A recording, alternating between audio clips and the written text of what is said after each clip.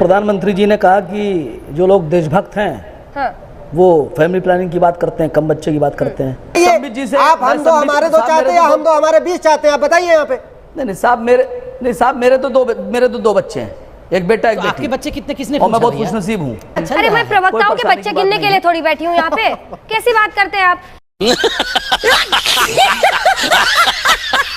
प्रधानमंत्री जी ने ये नहीं कहा कि जो लोग देशभक्त हैं वो कम बच्चा पैदा करते हैं। उन्होंने कहा एक वर्ग ऐसा है। तो चलिए शुरू करते हैं।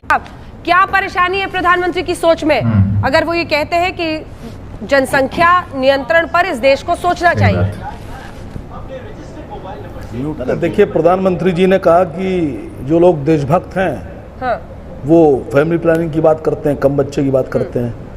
और आरएसएस के चीफ से सुप्रीम लीडरशिप से लेकर और साक्षी महाराज तक जो इनके संबित जी को दिखाइए इनके साथ। एक बात इनके साथ संबित जी को दिखाइए। एक बात क्लियर करना आवश्यक है। प्रधानमंत्री को रॉन्ग कोट मत करें। प्रधानमंत्री जी ने ये नहीं कहा कि जो लोग देशभक्त हैं वो कम बच्चा पैदा करते हैं। उन्होंने कहा एक वर्ग ऐसा है जो कम अपने परिवार को सीमित रखते हैं, यह भी देशभक्ति का काम है। हाँ। यह भी पैट्रियोटिज्म। ये कहा है वकार। ये नहीं कहा कि जो लोग देशभक्त हैं वो कम बच्चे पैदा करते हैं। ठीक है, जवाब सुन लीजिए। देखिए, आरएसएस के जो सुप्रीम लीडरशिप है वहां से लेकर और साक्षी महाराज तक, बीच में बाकी सब भी आ गए, बीजेपी से जुड़े हुए तमाम लोग, वो ये कहते हैं कि 10-10 बच्चे पैदा करो। अपने लोगों से कहते हैं, हिंदुओं से कहते हैं।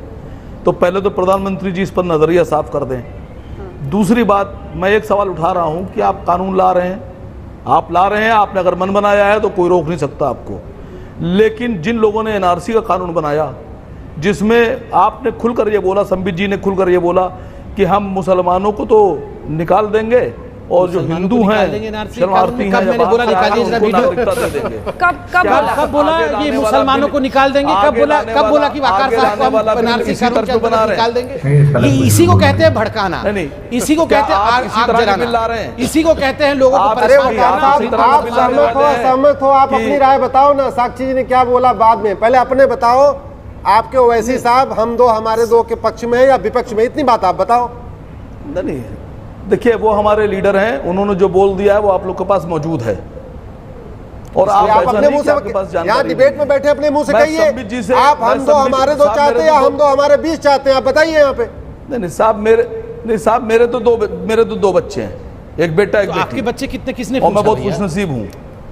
सुनिए सर, अब आप बता दीजिए अपने, आपके हो सकता हो 4 हो 5 हो तो कोई दिक्कत नहीं है, आप 5 भी रख सकते हैं। अरे मैं प्रवक्ताओं के बच्चे गिनने के लिए थोड़ी बैठी हूँ यहाँ पे। कैसी बात करते हैं आप पार्टी की लाइन बताइए ना।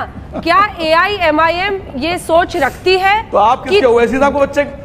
नहीं, हम वहां भी नहीं जाना चाहते। वकार साहब please do not make it अगली, प्लीज सर।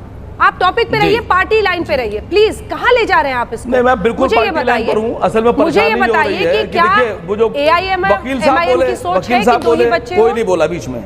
हाँ। सुनिए, वकील साहब बोले, अच्छा बोले, सही बोले, गलत बोले, जैसा बोले, कोई बीच में नहीं बोला। पात्रा जी बोले, कोई बीच में नहीं बोला। लेकिन जब आसिम वकार बोले तो वकील साहब की भी चाबी ऑन हो गई, पात्रा जी की चाबी ऑन हो गई। कहां थे आप? अरे मैं गलत बोल रहा हूं, अटेंड कर रहे थे। मैं गलत बोल रहा हूं।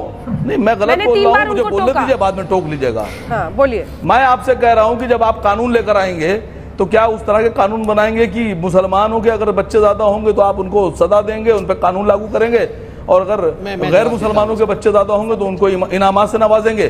क्या आप इस तरह की सोच रखते हैं? क्या इस तरह को कानून ला रहे हैं? मैं जवाब देता हूं। वकील साहब से मैं पूछ रहा हूं, क्या ये एनआरसी में इस तरह कर रहे हैं, हरकत नहीं कर रहे हैं? देश पे भरोसा बनाइए, देश को एजुकेट कीजिए, देश के लोगों में इस तरह की बात भरिए, देश को जागरूक कीजिए, और जागरूक करने के बाद अगर देश के साथ लोग ना खड़े हों और देश की बात ना माने और देश के हित में ना करें, जागरूक होने के बाद तब आप जो दिल चाहे कहिए। आप देश को जागरूक नहीं कर रहे हैं, देश को आप 2 जगह बांट रहे हैं, धर्मों में बांट रहे हैं, आप धर्म के आधार पर बंटवारा कर रहे हैं, कानून धर्मों के आधार पर बना रहे हैं, और उसके बाद संबित जी जवाब दे ले। मैं जवाब देता। संबित जी जवाब दे ले, उसके बाद रहवानी साहब भी आ रही है। मैं एक-एक करके अभी असीम वकार साहब के प्रश्नों का जवाब देता हूं। पहले इन्होंने कहा कि ये धर्म के आधार पर मोदी जी बांट रहे हैं। आप मुझे दिखा दीजिए मोदी जी ने कहां लाल किले में कल धर्म का नाम लिया। उन्होंने क्या कहा, स्वप्रेरणा से पॉपुलेशन पे कंट्रोल की जो बात आप लोग किया करते थे। मैं दे रहा हूं ना जवाब, भाई साहब मैं जवाब दे रहा हूं। आपने मुझसे 100 बार सुनिए ना, आप सुनिए, मैं आप ऐसे भड़किए मत, ऐसे क्यों हो रहे हैं? टंके की चोट पे कहता हूं मुसलमानों ऐसे क्यों हो रहे हैं? निकाला जाएगा और हिंदुओं को नागरिकता देंगे। ठीक है, मुसलमान निकाला जाएगा, नहीं निकाला जाएगा, मैं जवाब दे रहा हूं। सुनिए, बात कही कि नहीं कही? सुनिए सुनिए सुनिए। नंबर 1, इन्होंने दूसरा प्रश्न पूछा कि साक्षी महाराज ने बोला है और उसके बाद हिंदू मुसलमान कर दिया।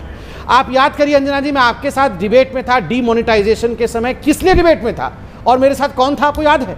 ओवैसी साहब डिबेट में मौजूद थे। वो डिबेट बड़ा हिट भी हुआ था। क्यों था वो डिबेट? वो डिबेट इसलिए था क्योंकि ओवैसी साहब ने कहा कि जो है मुसलमान इलाकों में बैंक नहीं, मुसलमान इलाकों में एटीएम मशीन काम नहीं कर रहे हैं। एटीएम मशीन और बैंक तक को हिंदू मुसलमान इन्होंने कर दिया था, बाकी तो छोड़िए पॉपुलेशन का मुस्लिम इलाकों में एटीएम में पैसे कम भरे जा रहे हैं। अरे सुन लीजिए ना, बैंक उस समय तो आप लोग सरकार में थे, 10 साल तक बैंक नहीं बनाया, तो क्या आप मुझे सवाल पूछा? सर आपके, मैं स्टूडियो में हूं, मैं चाहूं तो आपके बीच में बोल सकता हूं, मगर मैं कर्टसी के कारण आपके बीच में बोलता नहीं। आप सुन लीजिए, ऐसे भ्रुकुटी आनंद एकदम ऊपर उठा के चिल्लाइए मत, आराम से। देखिए अंजना जी, इन्होंने एनआरसी के बारे में प्रश्न पूछा। इन्होंने कहा एनआरसी करके मुसलमानों को देश से बाहर भेज दिया, एनआरसी करके रोहिंग्यान को बाहर भेजा है, भेजने की कवायद है। सुप्रीम कोर्ट ने कहा असम अकॉर्ड में 1985 में कांग्रेस की सरकार ने साइन किया, उन्होंने फॉलो नहीं किया, मोदी जी ने फॉलो किया। क्यों नहीं भेजेंगे रोहिंग्यान को? Rohingyan is equal to Indian Muslim. आप बताइए रोहिंग्यान, ये मुस्लिम हिंदू कहां से आता है? घुसपैठिया होता है, हिंदू मुसलमान है, वो अलग विषय है। आप घुसपैठिया इज इक्वल टू मुस्लिम क्यों करते हैं? तीसरी बात इन्होंने सुन लीजिए, कम्युनल से हम लोग वापस आए पॉपुलेशन पर। देखिए तो कम्युनल बना रहे हैं। चिंता इतनी बड़ी है, प्रति मिनट 33 बच्चे। उन्होंने मुझसे एक सवाल पूछा। 1 मिनट आप बोलते हैं और 33 बच्चे पैदा हो जाते हैं। अरे वो तो समझ नहीं रहे ना। देखिए अंजना जी, एक प्रश्न इन्होंने मुझसे पूछा कि आप कानून ले आएंगे, कल को कानून ला के आप बोलेंगे कि मुसलमानों को बाहर भेज दो, यही पूछा ना? कानून ला के, कानून मैंने आपको अभी 2 बार आपने मुझसे टोका, मैंने उसको उत्तर दिया आपको कि कोई कानून लाने की भी बात नहीं हुई है, फिर भी ये भड़का रहे हैं। मैं एक बात आपको बताना चाहता हूं अंजना जी, और सब मैं उत्तर देता हूं उनका। आपने एक हाइपोथेटिकल सवाल पूछा कि कानून लाएंगे और हम मुसलमानों को। मैं एक हाइपोथेटिकल सवाल पूछता हूं कि कल को अगर ओवैसी जी के परिवार में अकबरुद्दीन जी के बीच में और ओवैसी जी के बीच में लड़ाई हो गई तो कौन पार्टी का अध्यक्ष बनेगा? ये बता दीजिए। आप वैसे आप ये कौन सा सवाल? तो वो कौन सा सवाल था? कल को कानून लाएंगे तो मुसलमानों को बाहर कर देंगे? नहीं आप बताइए ना, कल को कानून लाएंगे मुसलमानों को बाहर कर देंगे, ये कौन सा सवाल? सही बात है, संबित पात्रा सही बोले। अरे जब बीजेपी ने ऐसा कहा ही नहीं है कि भाई मैं कोई भी कानून लाऊंगा मुसलमान बाहर कर दूंगा, ऐसा कुछ कहा ही नहीं, तो क्यों भड़का रहा है भाई तुम? हैं? बीजेपी ने कहा है एनआरसी लागू करेंगे, जो भारत का वासी नहीं है उसे बाहर कर देंगे, जो इंडियन है वो इंडियन रहेगा, और जो बाहर से आया है उसे जो बांग्लादेशी रोहिंग्या घुस जा रहे हैं उनको बाहर कर देंगे। तो इनको मिर्ची लग रहा है, उनका वोट बैंक कम होगा, समझ रहे हो? बस यही मैटर है। तो आपका क्या कहना है इस विषय में हमें कमेंट करके जो बताइएगा। चैनल पर नहीं तो प्लीज़ सब्सक्राइब कर लीजिए। वीडियो को पूरा देखने के लिए आपका धन्यवाद।